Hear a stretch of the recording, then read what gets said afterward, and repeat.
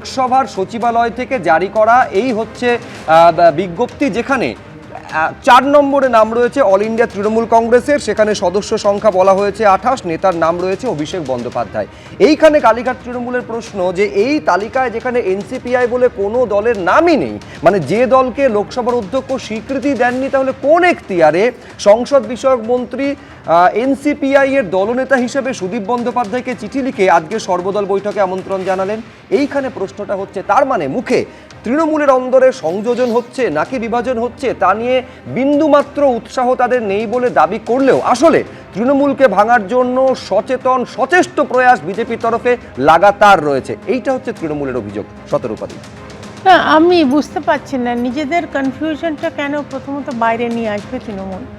নিজেরা কোন দিকে আছে সেটা নিজেরাই ঠিক করতে পারছে না। আজকে একটা সিম্পল 21শে জুলাই, যেটা ছিল তৃণমূলের হেগিমনি, একেবারে মানে তৃণমূলই একমাত্র নাকি শহীদ চেনে, অন্য কেউ চেনে না, সেইটা নিয়ে 3 জন 3 রকম কথা বলে যাচ্ছে। তো এখানে আমি আবার পার্লামেন্টে তোমার এই লিস্টটা ফেরত আসছি। আমি তো পার্লামেন্টে নয়, বলতে পারবো না এক্স্যাক্টলি, কিন্তু আমার যতদূর মনে হচ্ছে that has to be a session যেখানে একটা আলাদা পার্টিকে রেকগনাইজ করতে হবে। কিন্তু এখানে যে নোটটা লেখা আছে অ্যাস্টারিক্সের নিচে যেটা দেওয়া আছে যে এরা এখনো একসঙ্গে আছে, কিন্তু ওরা রিকোয়েস্ট করেছে আলাদা বসবে, এর বাইরে কোথাও আলাদা করে কিছু দেওয়া নেই। হ্যাঁ, অফকোর্স আমরা দেখছি যে এনসিপিআই বলে একটা আলাদা দল হলো, বা সে দলটা ছিল, সেখানে এরা গিয়ে 20 জন যোগ দিল এবং তার আলাদা চিফ হুইপ হলো।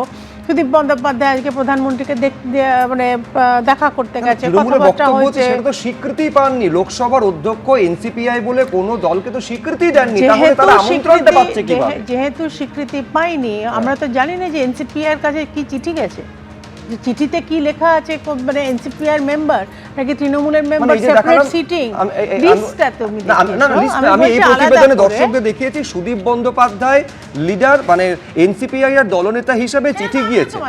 সেটা তো আমিও বলি, আমি বলছি সেই এনসিপিআই তো স্বীকৃত দল নয়, এইটা তো অভিযোগ। না, সেটা তো দেখো, এটা আমি অ্যাজ এ স্পোক্সপারসন এর থেকে ডিটেলস আমি বলতে পারবো না, বিকজ এটা এন্টায়ারলি পার্লামেন্টারি পলিটিক্স, যেটা আমি প্রথমেই বললাম আমি পার্লামেন্টারিয়ান নই। তো এক্স্যাক্টলি পার্লামেন্টের মিনিস্টার অফ পার্লামেন্ট, যেটা পার্লামেন্টারি অ্যাফেয়ার্স, উনি কী ভেবে এবং কী আইন কানুন আছে এর মধ্যে, এটা অত্যন্ত সূক্ষ্ম ব্যাপার। ভেতরে এক্স্যাক্টলি কি হয়েছে, মানে কিসের অ্যাডমিশন লাগবে, যেটা লোকসভার স্পিকারের সঙ্গেও ওদের কথা হয়েছে, এই এনসিপিআই লোকজনদের সঙ্গেও কথা হয়েছে। তো নিশ্চয়ই এখানে আরও কোনো ফর্মালিটি আছে যেটার জন্য ওরা আলাদা করে দেবে কি দেবে না, এটা এন্টায়ারলি মানে পার্লামেন্টের ব্যাপার। কিন্তু যেটা আমাদের দেখবার জিনিস, যেটা আমরা রোজ দেখছি টেলিভিশনে, যে এই মূলত তিনটে ভাগ, আমি অবশ্য জেলের তৃণমূলটাকেও বোধহয় জুড়লে আরও 4টে ভাগ হবে। কিন্তু এখানে যেটা দেখতে হবে যে নিজেরাই নিজেদের মধ্যে লড়াই করে, সেটা মনে করছে দেশের একেবারে বিশাল মোটা চিন্তা, সবাই মিলে ওই নিয়েই ভাবছে, কিন্তু সেটা আদৌ তাই নয়। দেশও চলছে দেশের মতন, কালকে পার্লামেন্ট শুরু হবে, পার্লামেন্টের মতন চলবে, ওখানে নোট দেওয়া আছে, এরা বলেছে আলাদা বসবে, আলাদা সিটিং করে দেওয়া হবে। তৃণমূলের নিজেদের মধ্যে লড়াই তৃণমূল কেন এভাবে সামনে আনছে? কিন্তু সেই তৃণমূল থেকে পদত্যাগ করার পর তৃণমূলের প্রাক্তন 3 সাংসদকে আপনারাই একেবারে রাজ্যসভার টিকিট দিয়েছেন। আমি এখান থেকে সুমনদার কাছে আসবো শত্রুপাতি, পরবর্তীতে সুমনদার কাছে আসবো। সুমনদা, মানে কালীঘাট তৃণমূলের তো আপত্তির জায়গাটাই নেই, কারণ সুদীপ বন্দ্যোপাধ্যায় তিনি যেটা বলছেন যে আমরা চিঠি পেয়েছি, সংসদীয় মন্ত্রী কিরেন রিজিজু চিঠি দিয়েছেন, তাই জন্য আমরা গেছি।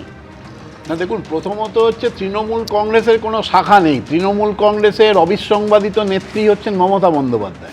মমতা বন্দ্যোপাধ্যায় যেখানে রয়েছেন সেটাই তৃণমূল কংগ্রেস, এবং তৃণমূল কংগ্রেসের কোনো স্বীকৃত শাখা নেই। আমি বলছি যে লোকসভার ক্ষেত্রে যে ঘটনাটা ঘটেছে, এটা এখন যিনি বিজেপির প্রতিনিধিত্ব করছেন তার পক্ষে কনফিউশনটা খুব স্বাভাবিক, কারণ ওনাদের যে সংসদ বিষয়ক যে মন্ত্রী কিরণ রিজিজু, তিনি যে চিঠি পাঠিয়েছেন সুদীপ বন্দ্যোপাধ্যায়কে, তাতে সেখানে সুদীপ বন্দ্যোপাধ্যায়কে এনসিপিআই এর নেতা হিসেবে, লিডার হিসেবে উল্লেখ করা হয়েছে, এবং তারপরেই উল্লেখ করা হয়েছে যে ওই যে 19 জন সাংসদ, সেই সাংসদের 20 জন সাংসদ, সেই সাংসদ মানে এনসিপিআই গেছে, সেটা জন্য যে অ্যাপ্লিকেশন তারা স্পিকারের কাছে করেছে, সেই স্পিকারের কাছে অ্যাপ্লিকেশনটা পড়ে রয়েছে। অর্থাৎ দেশের সংসদীয় মন্ত্রী জানেন না যে এনসিপিআই নামক এই পদার্থটা খায় না মাথায় দেয়। ফলে এই যে গোটা গণতন্ত্র নিয়ে, পার্লামেন্টারি ডেমোক্রেসি নিয়ে যে ঘটনাগুলো বিজেপি ঘটাচ্ছে, এর কোনো দৃষ্টান্ত ভারতবর্ষের কোন সময় আপনি খুঁজে পাবেন না। গোটা ঘটনা আমি বলছি, একটু বলেন, এটা আমার পিরিয়ড, আমি বলি একটু, সেটা হচ্ছে যে এই যে গোটা পিরিয়ড, গোটা ঘটনা, এই গোটা ঘটনার পেছনে বিজেপি বিজেপি বিজেপি। আপনারা এক্ষুনি ছবি দেখালেন যে গত শনিবার দিন গতকাল প্রধানমন্ত্রীর সঙ্গে সুদীপ বন্দ্যোপাধ্যায় শোনা যাচ্ছে 1.25 ঘন্টা মিটিং করেছেন। আচ্ছা, প্রধানমন্ত্রী দেশের সব থেকে গুরুত্বপূর্ণ ব্যক্তিত্ব, সব থেকে বিজি ব্যক্তিত্ব, তাহলে সেই মানুষটার সঙ্গে 1 ঘন্টা 15 মিনিট কথা।